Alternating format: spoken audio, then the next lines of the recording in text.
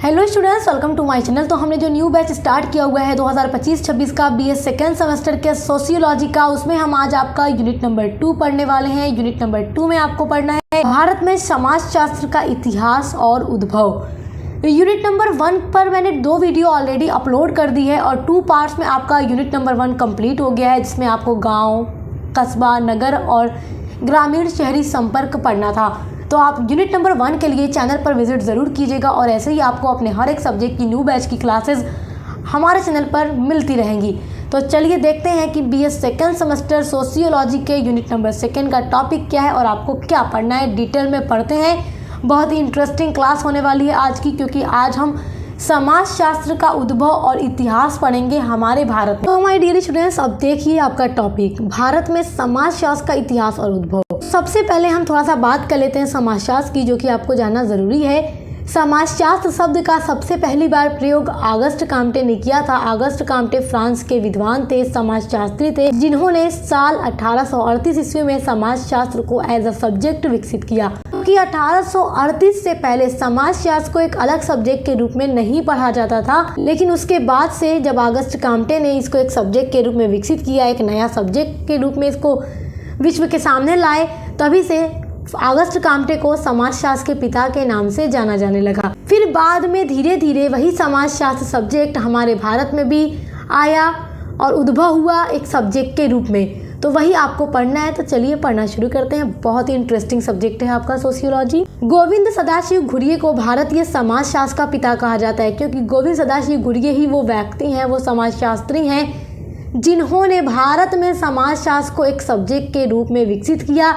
जैसे कि विश्व में ऑगस्ट काम्टे ने किया, वैसे ही भारत में गोविंद सदाशिव घुरिये ने किया। उन्होंने भारत में समाजशास्त्रीय सोच के विकास में बहुत ही महत्वपूर्ण भूमिका निभाई और भारतीय समाज और संस्कृति पर अपने काम के लिए ये जाने जाते हैं। घुरिये का काम भारतीय समाज और संस्कृति पर केंद्रित था। जो सदाशिव घुरिये थे, ये एक संस्कृत के विद्यार्थी थे, एक संस्कृत के स्टूडेंट थे, लेकिन इस संस्कृत के स्टूडेंट की जो रुचि थी वो भारतीय समाजशास्त्र में घुस जाती है और भारतीय समाज और भारतीय जो परंपराएं हैं, संस्कृति है, उनके ऊपर इनका ध्यान अचानक से केंद्रित हो जाता है और इस संस्कृत के विद्यार्थी की रुचि समाजशास्त्र में जाग उठती है और फिर इन्हें आज हम सब कोई पढ़ते हैं एक समाजशास्त्र के पिता के रूप में। जो सदाशिव घुरिये हैं, इनकी जो स्पेशल रुचि जागती है वो भारत में जो जाति है अलग अलग प्रकार की, उसमें भारतीय जो धर्म है उसमें और भारतीय जो रिश्तेदारी है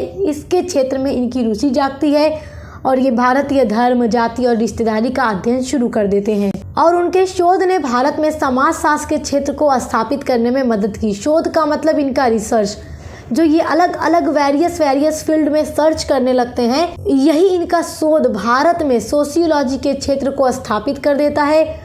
उन्होंने भारत में समाजशास्त्रीय सोच के विकास में महत्वपूर्ण भूमिका निभाई और भारतीय समाज और संस्कृति पर अपने काम के लिए ये आज भी जाने जाते हैं। तो आपने अभी जाना कि भारत में समाजशास्त्र को एक नया रूप देने का काम सदाशिव घुरिये ने किया था। उन्होंने बहुत सारे काम भारतीय समाजशास्त्र के ऊपर किया। तो आपका अगला टॉपिक है समाजशास्त्र विषय का विकास भारत में। तो भारत में इसका विकास कैसे हुआ, शुरुआत किसने की थी? सदाशिव घुरिये जी ने की थी। फिर उसके बाद अलग अलग जितने भी विद्वान थे वो सब इस काम से जुड़ने लगे और इसको एक विषय के रूप में आगे बढ़ाया गया, विकसित किया गया भारत के अलग अलग यूनिवर्सिटी कॉलेजेस में। भारत में पहले समाजशास्त्र, अर्थशास्त्र और नागरिक शास्त्र के विषय के साथ पढ़ाया जाता था। पहले ये एक अलग सब्जेक्ट के रूप में नहीं पढ़ाया जाता था। अर्थशास्त्र यानी इकोनॉमिक्स, नागरिक शास्त्र यानी सिविक्स जो था, उसके साथ इसको जोड़ करके पढ़ाया जाता था एक उसकी ब्रांच के रूप में, एक शाखा के रूप में। लेकिन सन 1919 ईस्वी में मुंबई विश्वविद्यालय में एक विषय के रूप में अध्ययन किया जाने लगा समाजशास्त्र। तो 1919 से ही समाजशास्त्र को एक नए सब्जेक्ट के रूप में भारत की मुंबई विश्वविद्यालय में पढ़ा जाने लगा। 1919 में पैट्रिक गिट्स के एक व्यक्ति थे, एक विद्वान थे। तो पैट्रिक गिट्स के द्वारा समाजशास्त्र विभाग की स्थापना 1919 में की गई थी। उसके बाद 1924 में घुरिये जो थे बॉम्बे यानी मुंबई विश्वविद्यालय में समाजशास्त्र विभाग के प्रमुख बनने वाले दूसरे व्यक्ति थे। पहले व्यक्ति पैट्रिक गिट्स थे और दूसरे व्यक्ति सदाशिव घुरिये थे। तो पहली बार मुंबई यूनिवर्सिटी में 1919 में सोशियोलॉजी का डिपार्टमेंट बनाया गया एक अलग से। उसके पहले प्रमुख व्यक्ति पैट्रिक गिड्स थे और दूसरे व्यक्ति थे सदाशिव घुरिये जो 1924 ईस्वी में बने थे। तो ये बात याद रखिएगा कि सबसे पहले 1919 में मुंबई यूनिवर्सिटी में समाजशास्त्र डिपार्टमेंट बनता है। उसके बाद 1921 में लखनऊ विश्वविद्यालय में समाजशास्त्र प्रोफेसर BN शील की अध्यक्षता में आगे बढ़ता है। तो मुंबई से अब लखनऊ यूनिवर्सिटी में भी 1921 में समाजशास्त्र एक सब्जेक्ट के रूप में आगे बढ़ता है और उसकी अध्यक्षता कौन करता है? प्रोफेसर BN शील करते हैं। और BN शील के साथ राधा कमल मुखर्जी भी जुड़े रहे समाजशास्त्र को विकसित करने में एज अ सब्जेक्ट भारत के अलग अलग यूनिवर्सिटीज़ में। तो राधा कमल मुखर्जी भी भारत के एक बहुत ही बड़े समाजशास्त्री थे, ये बात आप जानते ही हैं।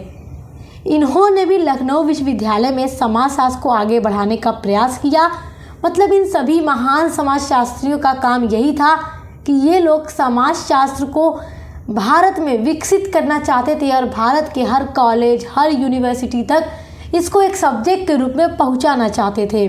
और इसी तरह से समाजशास्त्र भारत के अन्य महाविद्यालय, विश्वविद्यालय में पहुंचता है। और 1953 में समाजशास्त्र जो है पटना विश्वविद्यालय में, जिसकी अध्यक्षता डॉक्टर नर्मदेश्वर प्रसाद जी ने की थी।